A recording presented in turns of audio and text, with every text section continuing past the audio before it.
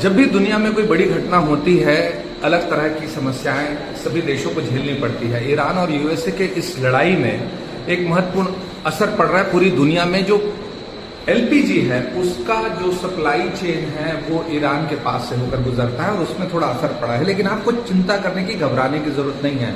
ना petrol diesel की कमी है, ना ही सीएनजी की कमी है, ना पीएनजी की कमी है। लेकिन हाँ, एलपीजी जो है उसका बहुत बड़ा हिस्सा उस कॉरिडोर से गुजरता है, उस जगह से गुजरता है जहां से ईरान और यूएसए का युद्ध चल रहा है। आपको परेशान होने की जरूरत नहीं है।